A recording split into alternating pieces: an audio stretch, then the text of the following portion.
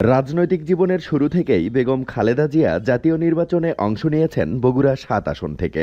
১৯৯১ থেকে ২০০৮ সাল পর্যন্ত সব নির্বাচনেই রেকর্ড পরিমাণ ভোটে নির্বাচিত হয়েছেন তিনি। সবশেষ ত্রয়োদশ জাতীয় সংসদ নির্বাচনেও তার মনোনয়ন জমা দেয়া হয় এই আসন থেকেই। বেগম খালেদা জিয়ার পাশাপাশি এই আসনে মনোনয়নপত্র জমা দেন গাবতলী উপজেলা বিএনপির সভাপতি মোর্শেদ মিল্টন। এখন বেগম জিয়া প্রয়াত হওয়ায় বগুড়া ৭ আসনে তিনিই হতে যাচ্ছেন বিএনপির কাণ্ডারি।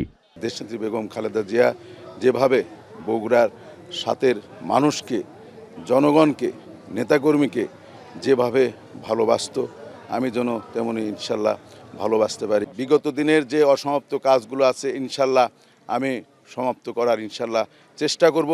এদিকে বগুড়া ৭ আসনে জামায়াতে ইসলামীর প্রার্থী গোলাম রব্বানীর মতে খালেদা জিয়ার মৃত্যুর পর বদলাতে শুরু করেছে ভোটের সমীকরণ। তাই এই আসনের ইতিহাস বদলে দিতে ভোটের দৌড়ঝাঁপ শুরু করেছেন তিনি।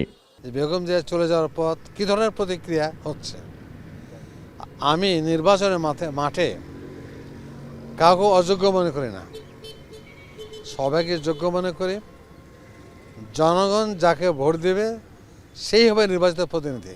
গাবতলী শাহজাহানপুর মিলে গঠিত বগুড়া ৭ আসনের প্রায় ৫.৫ লাখ ভোটারের চাওয়া তাদের সামগ্রিক উন্নয়ন।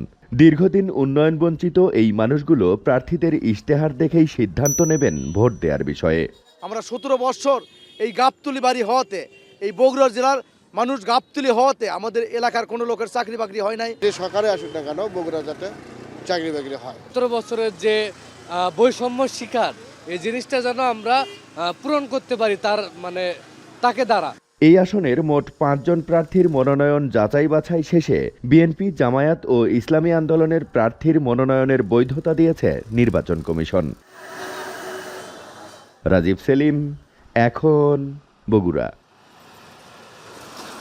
সানবিট সব দিবে সামাল। সানবিট ম্যাজিক প্রেস ডিশওয়াশিং এর মাথা ঘোরানো সলিউশন।